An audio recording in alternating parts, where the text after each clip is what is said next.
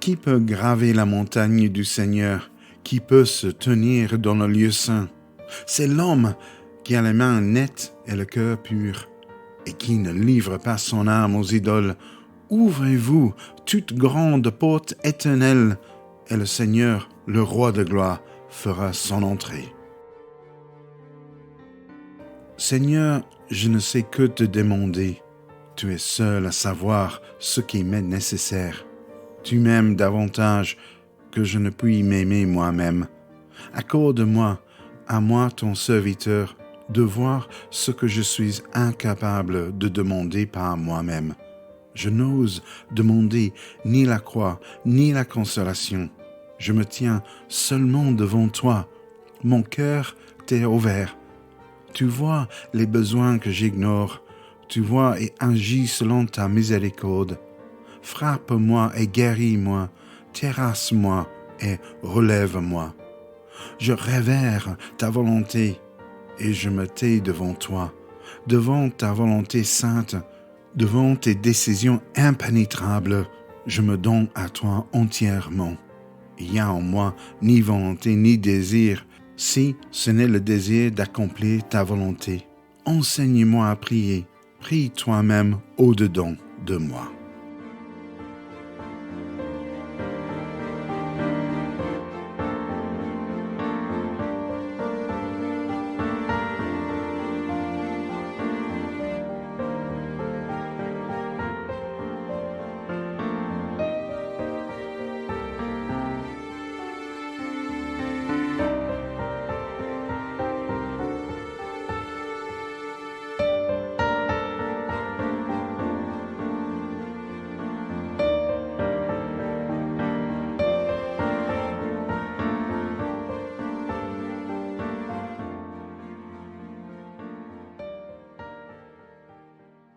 Notre première lecture pour aujourd'hui se trouve dans la lettre de Paul aux Colossiens, chapitre 3, et nous lisons du verset 12 jusqu'au verset 17. Dieu vous a choisi, vous lui appartenez, et il vous aime. C'est pourquoi revêtez-vous d'affectueuse bonté et bienveillance, d'humilité, de douceur et de patience. Supportez-vous les uns les autres.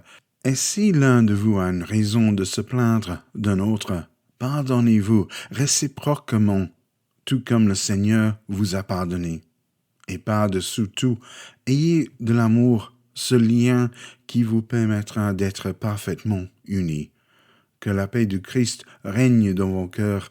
C'est en effet à cette paix que Dieu vous a appelés en tant que membres d'un seul corps. Soyez reconnaissants. Que la parole du Christ, que toute sa richesse habite en vous. Instruisez-vous et avertissez-vous les uns les autres avec une pleine sagesse. Chantez à Dieu de tout votre cœur et avec reconnaissance des psaumes, des hymnes et des cantiques inspirés par l'Esprit. Tout ce que vous faites en parole et en action, faites-le au nom du Seigneur Jésus, en remerciant par lui Dieu le Père.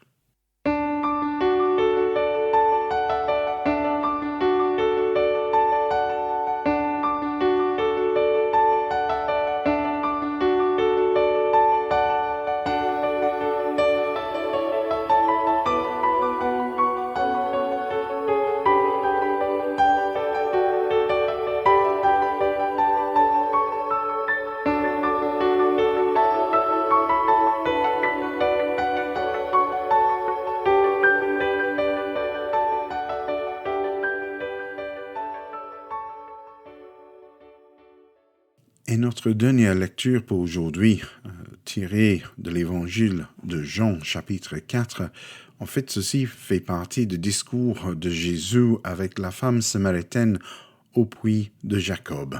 Et nous lisons du verset 19 au 24.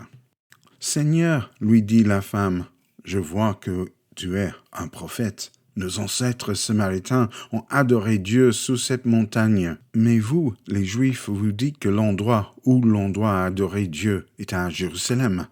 Crois-moi, continua Jésus, l'heure vient où vous n'adorez le Père, ni sous cette montagne, ni à Jérusalem. vous adorez Dieu sans le connaître. Nous l'adorons et nous le connaissons car le salut vient des Juifs.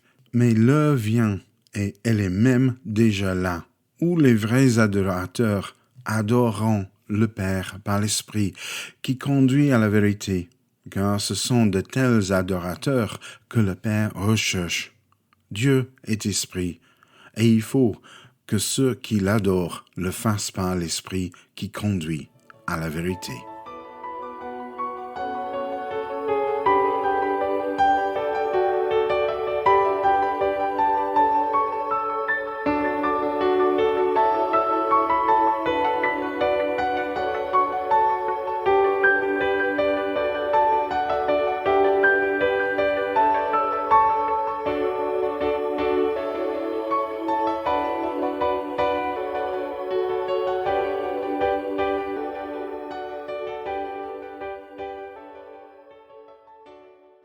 Je vous invite donc maintenant à un moment de prière.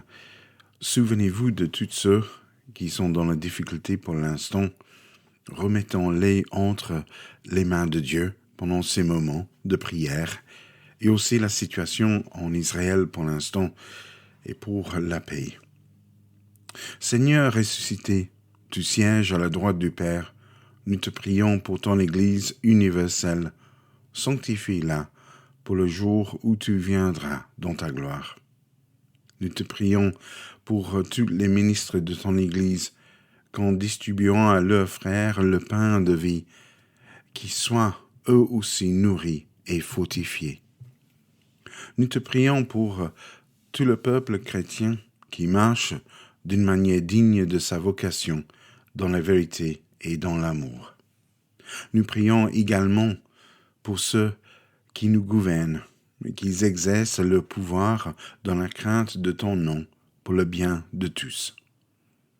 Nous te prions pour ceux qui passent par l'épreuve ou l'affliction, donne leur force, réconfort et secours, toi qui as promis d'être avec nous tous les jours. Nous te prions aussi pour ceux qui se sont égarés loin de toi, qui trouvent en toi la grâce de ton pardon, avec la joie d'une vie nouvelle. Nous te prions aussi pour ceux qui servent le prochain avec humilité et charité, que l'ingratitude et l'indifférence ne les découragent pas, mais qui trouvent leur récompense dans la joie de ton service. Et finalement, nous te confions tous ceux qui sont chers à nous, présents ou absents. Bénis-les et garde-les dans ta paix. Maintiens-nous unis les uns aux autres par ton esprit. Dieu de miséricorde, tu renouvelles la foi de ton peuple en ces semaines du temps pascal. Nous t'en prions, donne-nous de répondre toujours mieux à la vocation que tu nous adresses, par celui qui nous appelle dès ce monde à la vie qui n'aura pas de fin. Jésus-Christ, ton Fils, notre Seigneur. Amen. Et aujourd'hui, je vous laisse avec ces mots. Que la grâce de notre Seigneur Jésus-Christ, l'amour de Dieu et la communion du Saint-Esprit soient avec vous, aujourd'hui et pour les siècles des siècles. Amen.